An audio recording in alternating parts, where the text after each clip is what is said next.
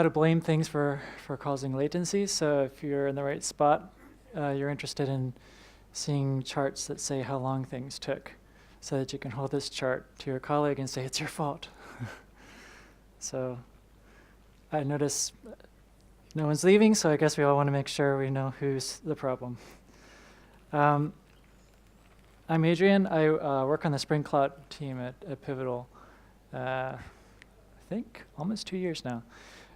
Been focused on distributed tracing. I started working on a project called Zipkin when I was at Twitter, and have been involved with that for a bit longer than 2 years.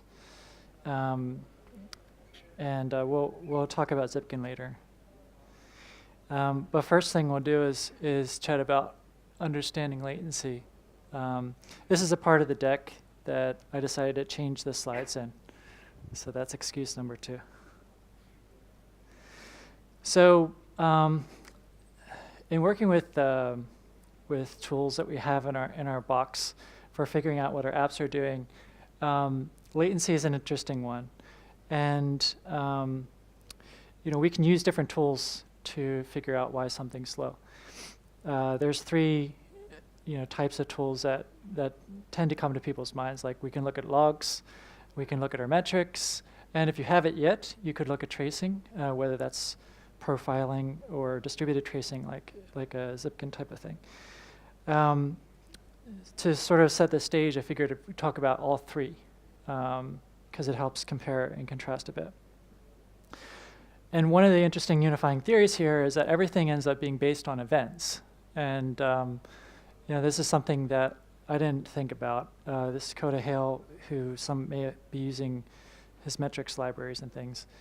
But when you look at logs, you're looking at stateless events, really. They may have some attributes on them, but essentially, like, to log one line does not require you log another line. It could be the only thing that exists. Metrics are interesting because the act of getting a metric is combining data, aggregating it into like a percentile or a rate or something like that. It's combining events to give you some insights about them, the system as a whole.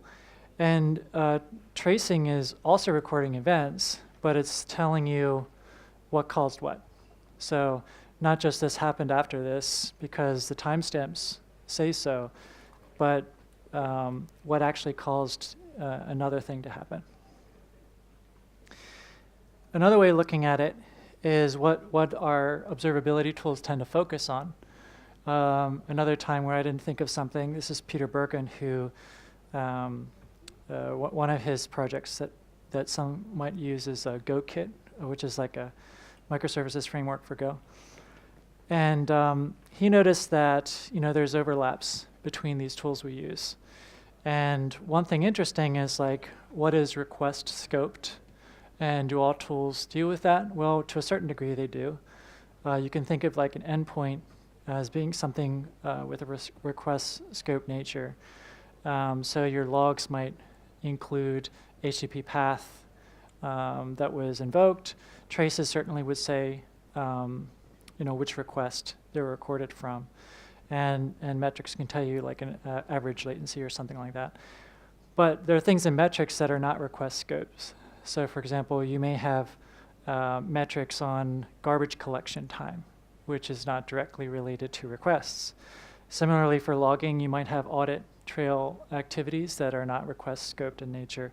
So we have different tools to help us understand our systems, and they do have different things that they focus on. Trace's real focus is on a request and what this request calls. Metrics' main focus is things that are aggregatable. So you can use statistics to understand your systems. And logging is mostly focused on events, like crappy error happened. So if we take these tools together, each of them can talk about latency.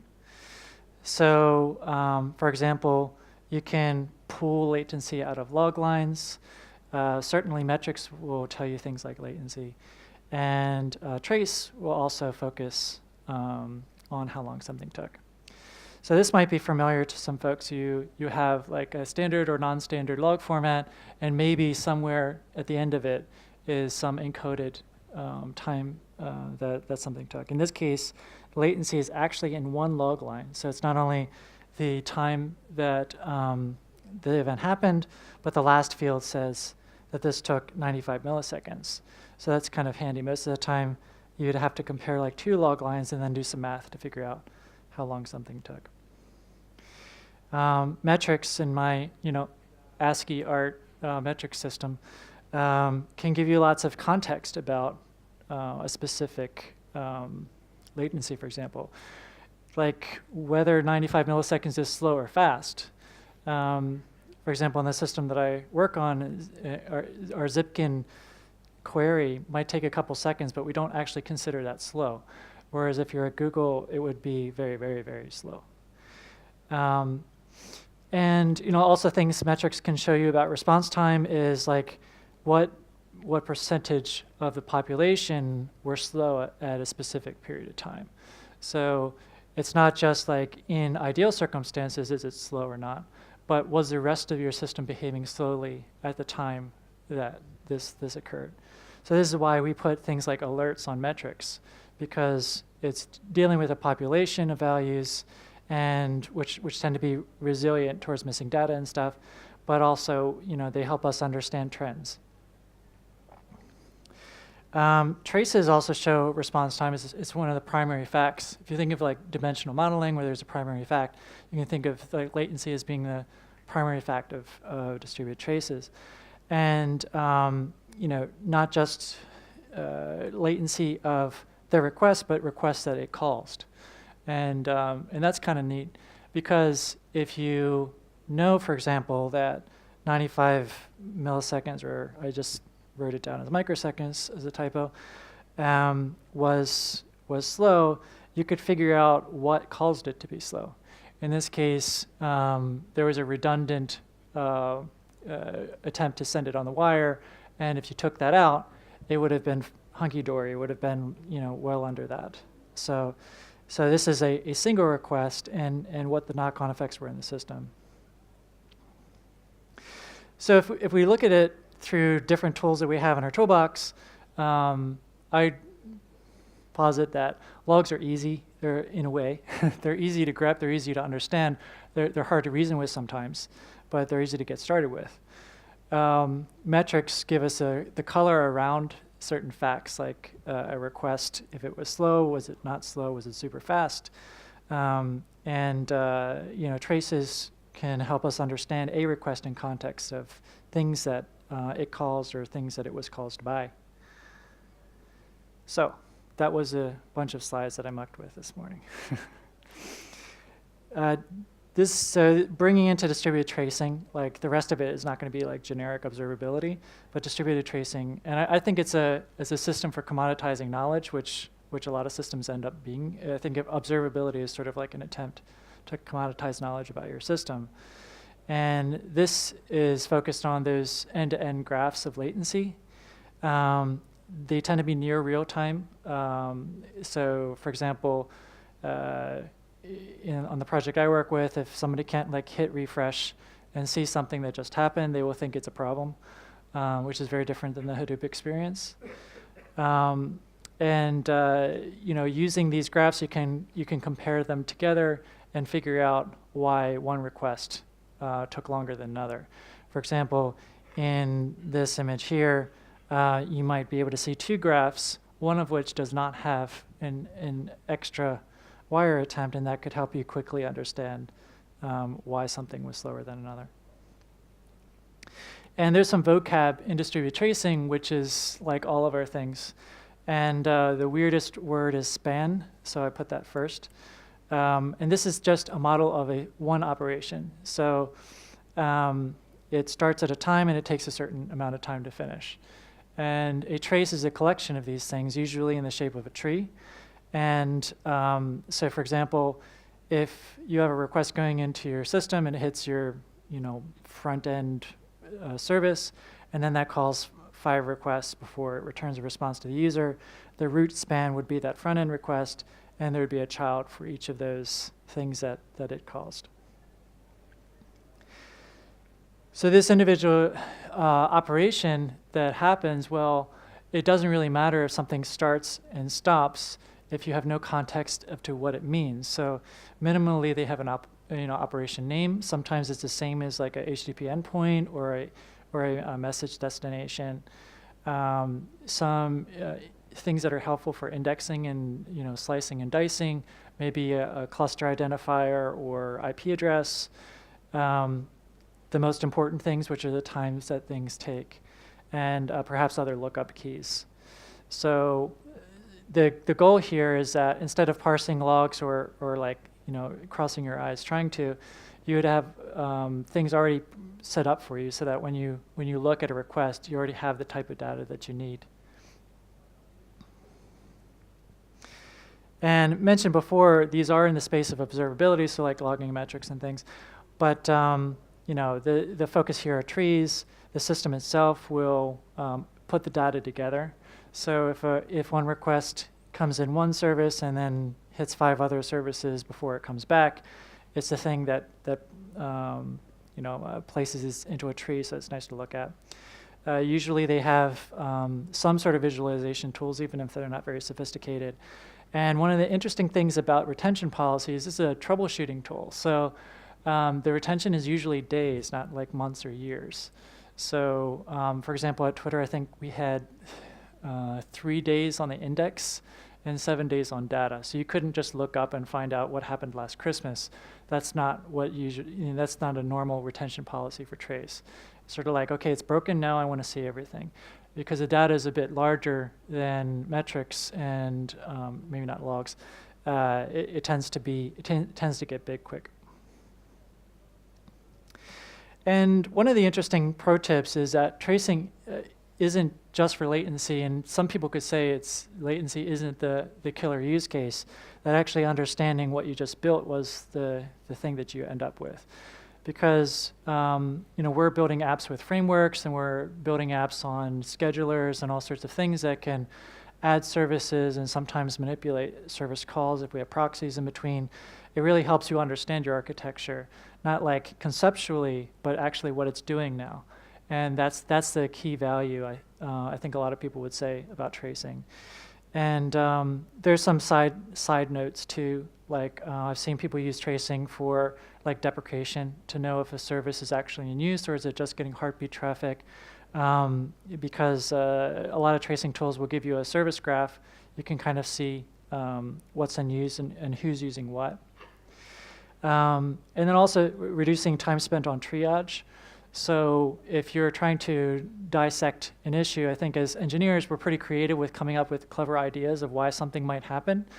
And so if you have a better view of what actually happened, then you can focus the attention instead of like, potential red herring, which is unrelated to the problem. So now we're going to talk about Zipkin. It's an open source project. It's a distributed tracing system. This is a screenshot. On the left-hand side, you'll have names of services, and the top bar is like the total time a client spent blocking on the response, and what that broke down into. So in this case, these are in some of them are microsecond granularity, but you could see like how many different services were involved, how many calls, like spans or 24 calls made in the process of this. If you've seen like profiling tools, you'll notice that the abstraction is a little bit, you're scoping out. You're at a higher level because it's focusing on the service abstraction, not necessarily stack frames. If it were stack frames, you would see at least thousands probably. So distributed tracing, the distributed part, crossing machines, that's one of the things that focuses on, is those things that connect one operation to another. Zipkin lives on GitHub. It was originally put there by Twitter, and that was based on basically reading the Dapper paper and implementing it. And 2015, we brought Zipkin into its own organization, which is community-driven, and it's been there since. We have some terminology I'll explain later. One of them is tracer, but we have some other assets inside of there, like Docker images and things. So Zipkin looks sort of like this from an architecture point of view. So your apps are in the kind of purplish boxes at the top. And so they will have, just like metrics, where you have a metrics plugin that will send data or make it available for scraping, there's something that collects trace data inside your process. And then that's pushed out of it onto a transport, maybe like HTTP or Kafka or something. And then that's eventually collected into storage. So it's a pipeline type of setup, and there's some different deployment tools that are in the box. Like most people end up using Docker images. There's a presentation I think over there by Yanis on Kubernetes, because there's a Kubernetes setup for it. At the end of the day, that's the architecture. It's pretty simple, I think, for what it's doing. But the tracers are the things that inside your app. They're making timing things, and then they're making them available to get into the tracing system. The servers are the things that will collect that data in the case of spans, and then users will typically use the UI, but they can also use a HTTP API to get the information. So you could hit curl if you'd like to. And one thing we learned bringing it from Twitter to a broader than Twitter community is that a lot of people they're working with simple architectures when they're starting. Tracing is new for a lot of people. And so we didn't want the process of starting Zipkin to be the problem.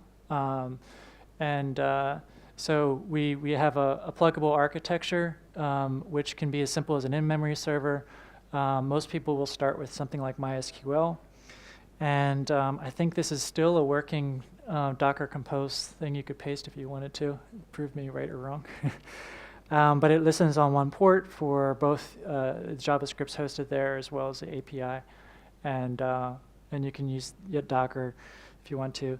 You can also use just Java minus jar. At the end of the day, it's a Spring Boot app, and so you can just run it by downloading the exec jar from Maven Central and curl it. I should update this slide because we had our first meetup in Tokyo last week, and through that somebody changed the ASCII art to the Zipkin logo. So this is a dated slide.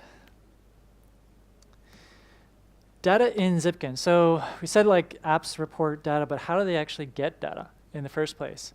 So this is another one of my ASCII art fun stuff. MonoDraw is a tool I use, by the way, if you think it's good. If you don't blame them. So we end up with user code on the far one side, and that's the part that that your apps are trying to accomplish. I want to accomplish a get on the foo endpoint. Trace instrumentation typically in Java will take the form of interceptors. So it would be a Spring or an Apache interceptor, and these interceptors will do things like start the clock, put some of those lookup tags in there, and when the request finishes, it will asynchronously report that span to Zipkin. So technically speaking, usually what happens is this just goes into a bounded queue, and then some other thread is schlepping it out of there. So the goal here is that to keep as much of the overhead, in a way that it doesn't impact the actual latency of the request. And so in some ways you are recording things, but we try to not spend a lot of time doing that. And that's because you want to have tracing on in production. It may be sampled 1% of traffic, but you never want to be in a position where you don't want to turn on tracing because you're afraid that it's going to make your app slow. So that's why some of these things are done asynchronously.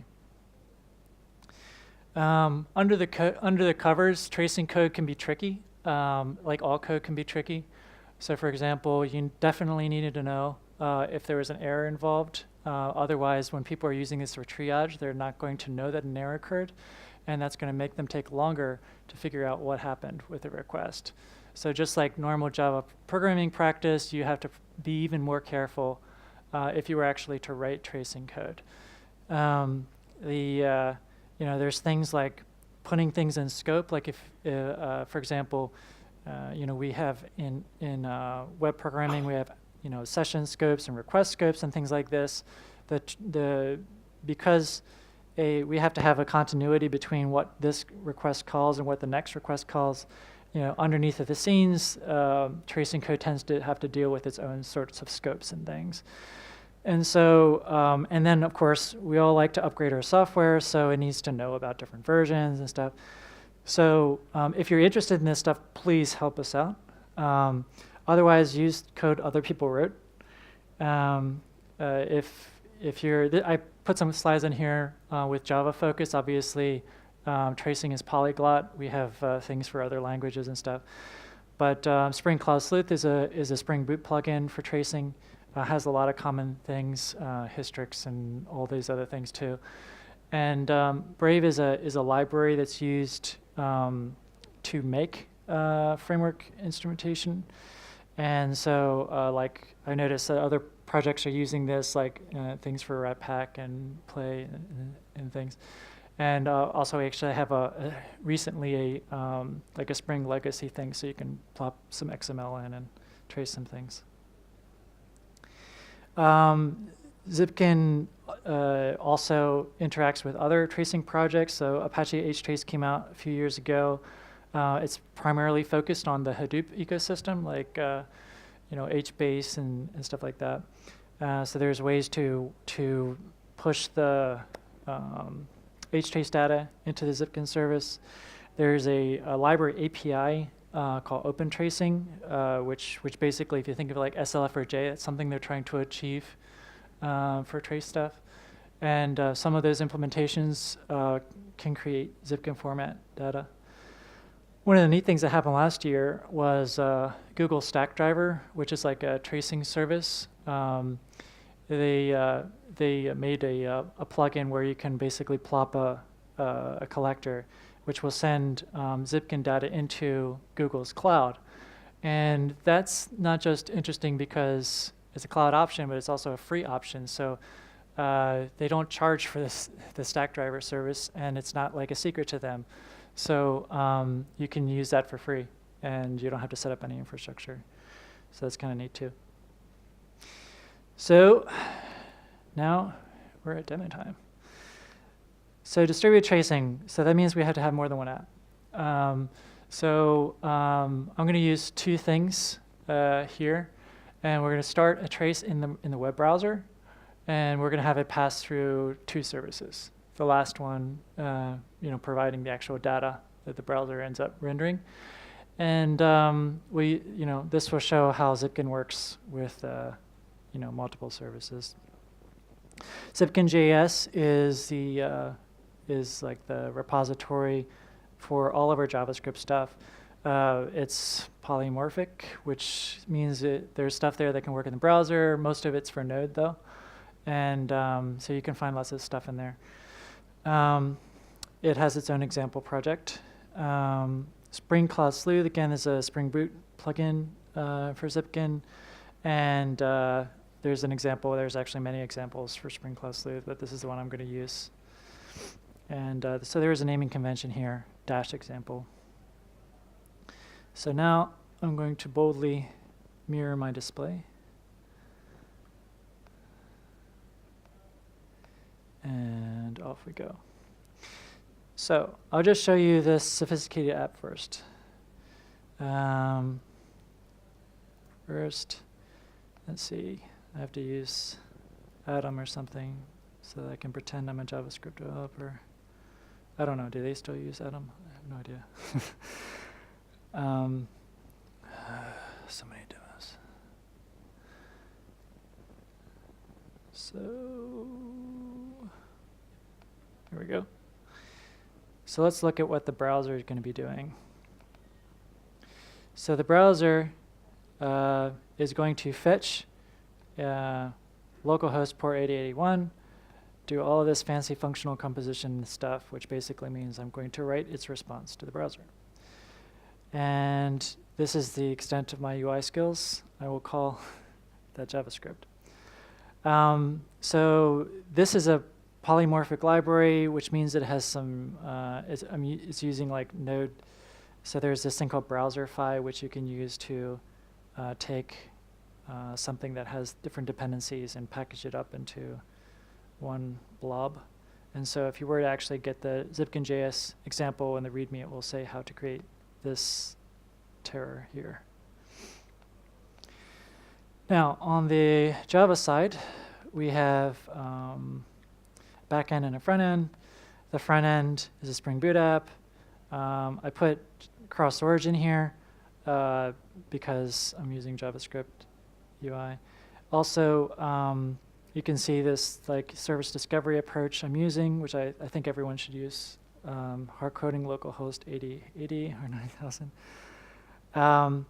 The only things that are like, there's really nothing here that's, there's no code that's tracing specific. It's just like put something in your class path type of thing.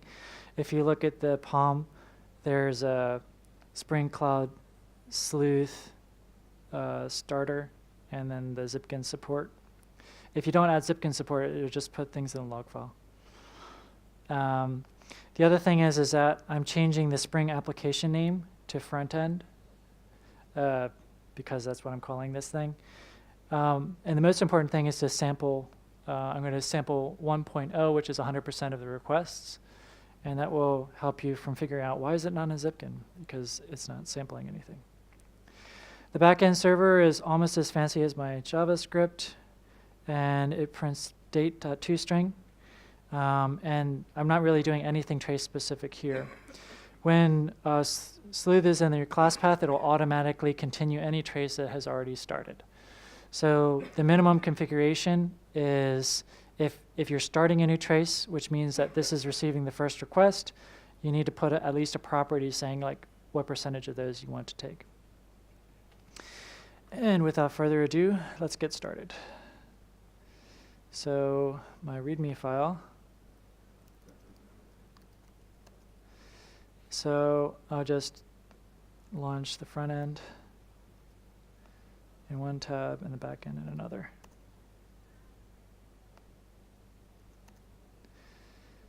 So it's just normal Spring booting up type of thing. And there's nothing interesting in these logs at the moment. I should probably start Zipkin. So like I said, this is a jar file. So I can just do java-jar. I could show you how to download it from Maven Central. There's actually something you might not know if you haven't tried it before, but there's an automatic latest link on Maven Central. So you can use this query, and it will give you whatever the latest version is from Maven. It's kind of a handy thing that I didn't know until last year. And so here's where my slide lies, because it actually has a ASCII art of the Zipkin logo. So Zipkin started. I've got these things started. And then that JavaScript here, I'll just open it up. So let's see if it works. OK, so my date is printed. I assume everything was working. And maybe I'll hit it again. Now, Zipkin is port default to 9411. And here's the query. On the one-hand side, you can see all the services that were involved. So I just called the browser service browser. Some people call it unknown. You can do whatever you want. You could classify them. If I were inside of a service, then I would be able to see what its span names are. In this case, Spring Cloud Sleuth has a naming convention of putting like HTTP and then the name of the endpoint. So the front end would be like root or parent or whatever. The browser is just the name of the HTTP method. So if I'm looking for a request that started with a browser, I'll find traces here.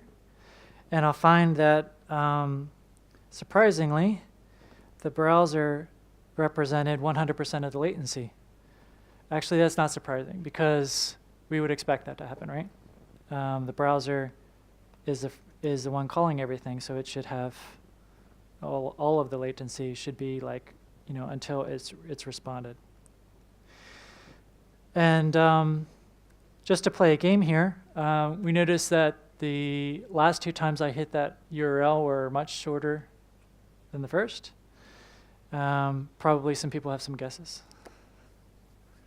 Who wants to shout out a guess? By the way, I have no way to prove any of this. Well, if you don't, let's look at it and then use that to help us guess. So, for example, here's the front end calling the back end. And we can see that the critical path was 300 milliseconds, and it was 138 on the other guy. And if I were to look at one of the fast ones,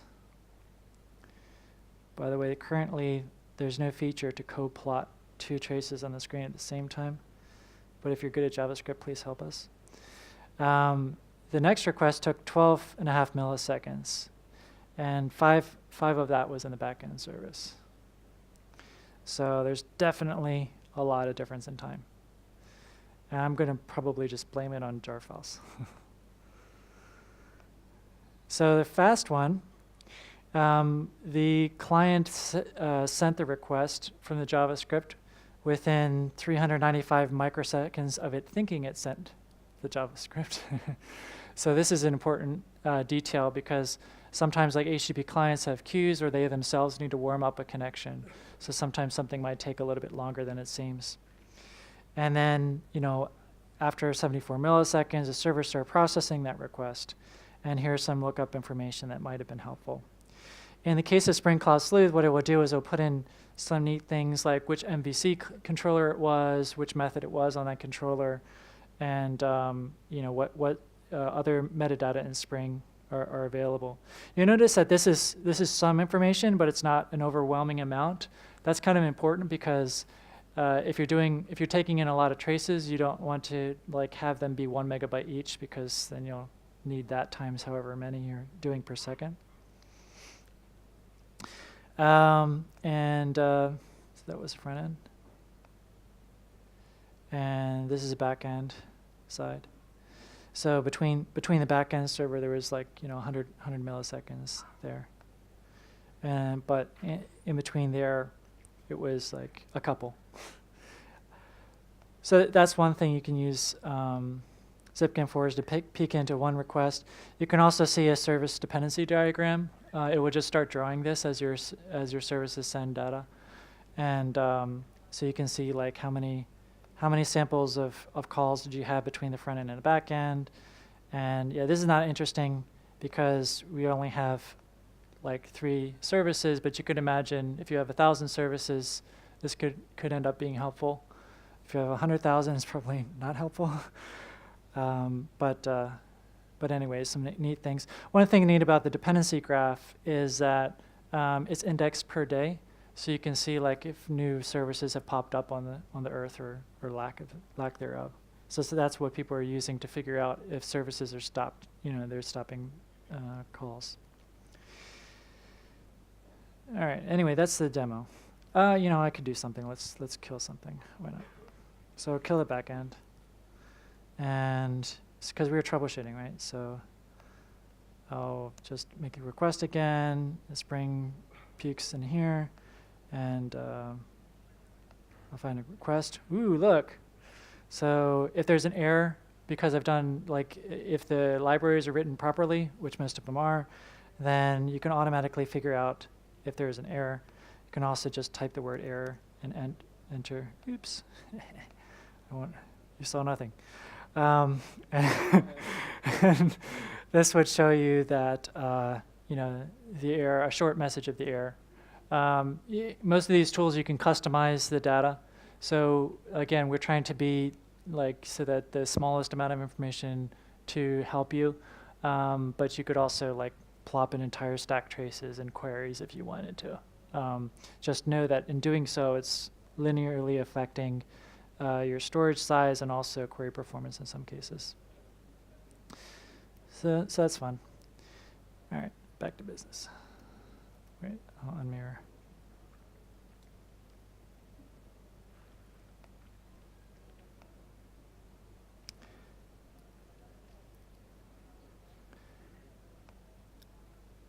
Okay, so to wrap up, as I start by sending traces directly to a Zipkin server, I don't mean that by hand.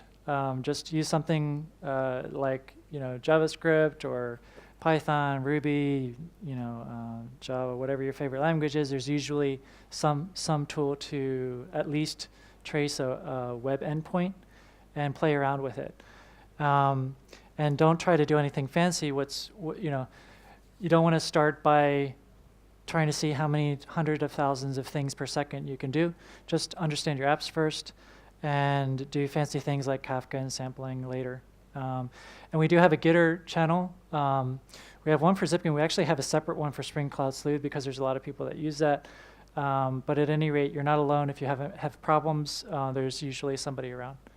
And I think I do have some time for questions. So if anyone has any, please do, and I can scoot around to different slides. I can show you things that I haven't shown you in this. If you have questions about different languages or about the introduction section, just fire away. Yeah?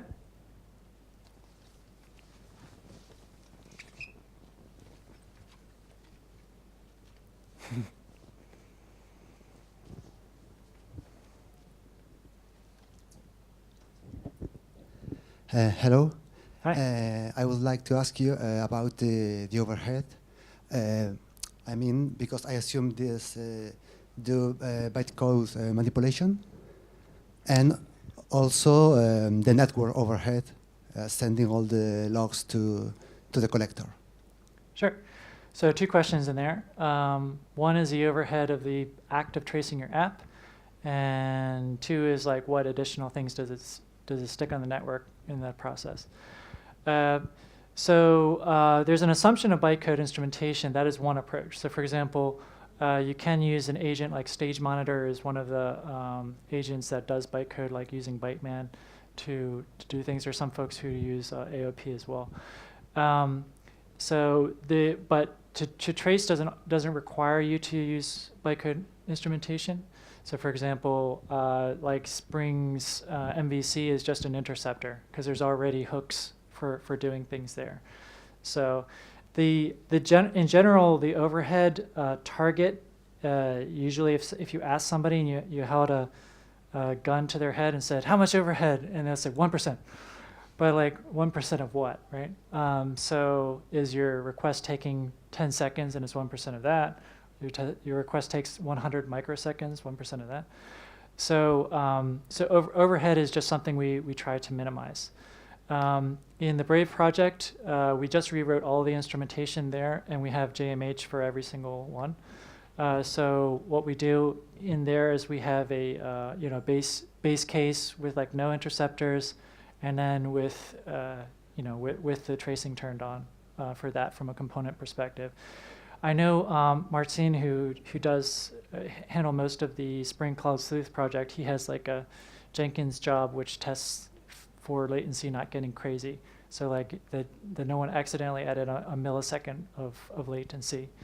But as apps can include a lot of library components, it's really not until it's integrated where you would know like what type of overhead you have. One thing I'll say is that right now, most tools do not have a way to report the latency they cause.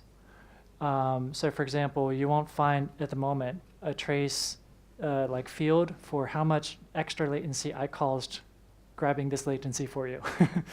So unfortunately, you'll find that when people are doing profiling and things, they look at side effect tests. They see like what extra it causes there.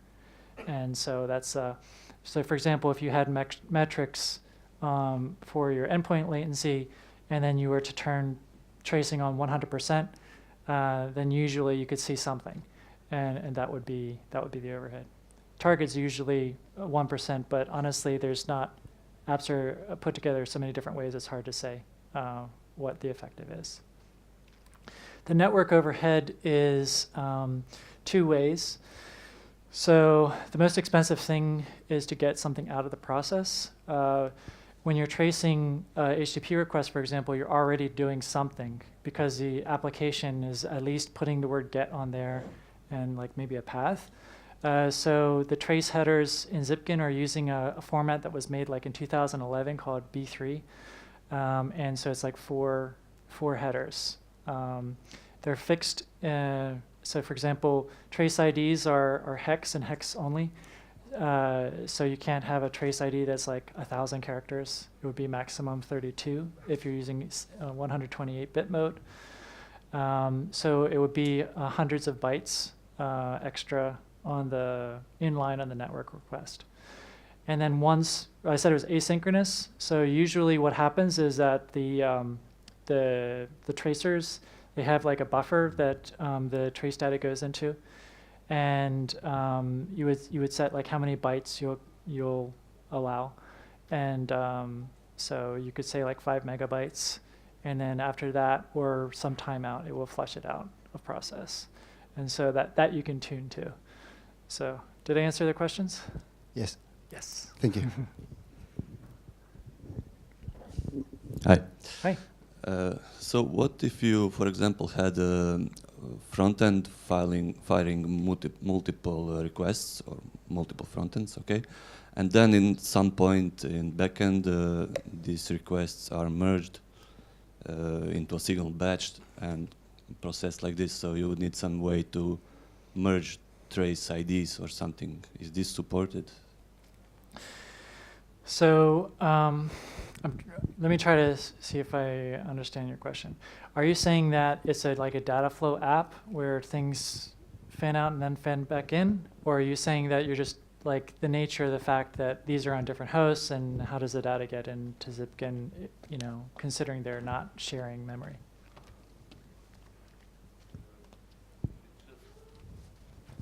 Converging? Sorry. Yeah. Well, it's just, let's say it's a nature of this service that it tries maybe to optimize the flow and do some stuff in batches. Okay, so And like, then so at one point you have multiple HTTP requests, but at some other layer you have only one HTTP request towards another service. And okay. this request contains all the data of the previous requests. So with HTTP, it would be the way you would have something fan in is, I guess it would be blocking on until multiple requests are hit, and then so coalescing or like packaging or batching. So a tree structure doesn't really work for that. Like for example, htrace is a directed graph, but it does not require a tree. So you could have multiple entry points, and then one concentration, and then go back out again, stuff like that. So in Zipkin, if you had such a thing and you could manage to get it to show up, it would look weird. Is the shortest answer, because there's an expectation of a single parent. We are discussing a feature called linked traces, which is that if you get into a situation where you're kind of converging what are effectively different originating requests, you could essentially add a link, but continue like one primary request.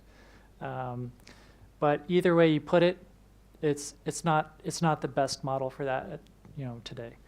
And htrace is the only system I know of that does that. Other questions?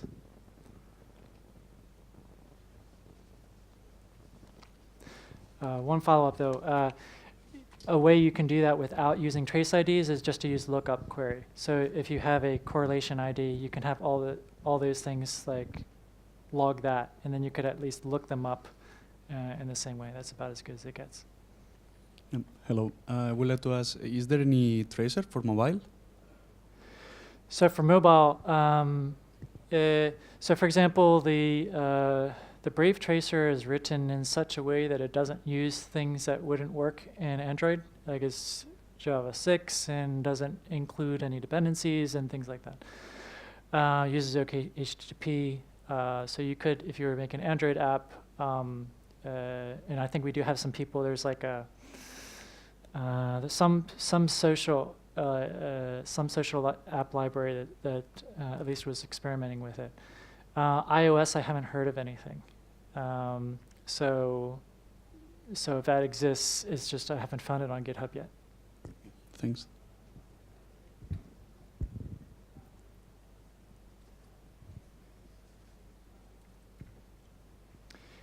Other questions?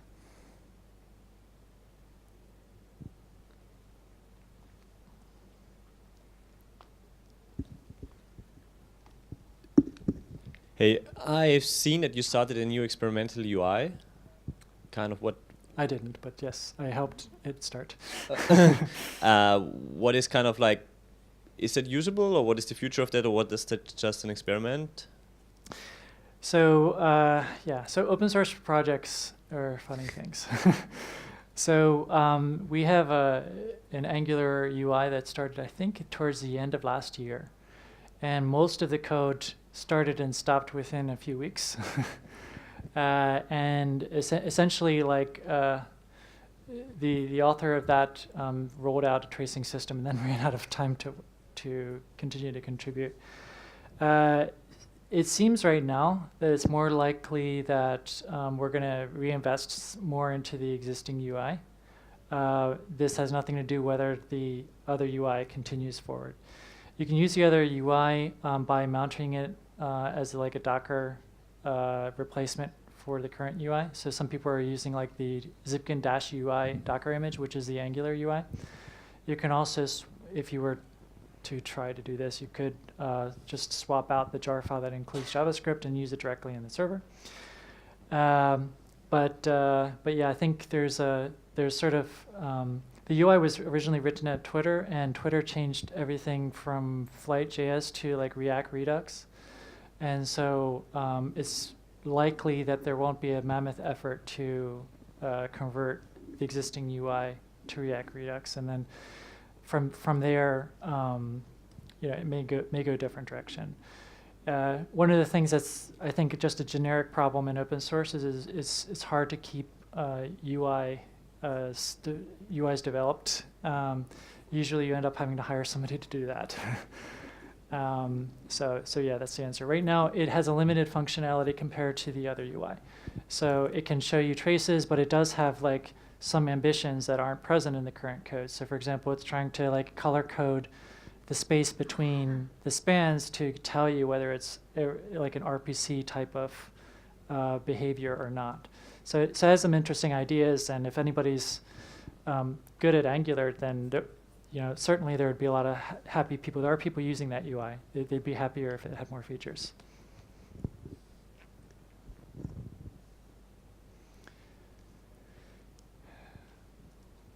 Other questions?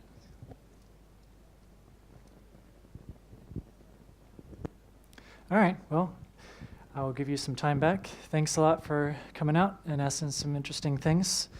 Yeah, you can find me on Twitter if you want, or Gitter. I'm there quite often, even though Malaysian time's weird for most people.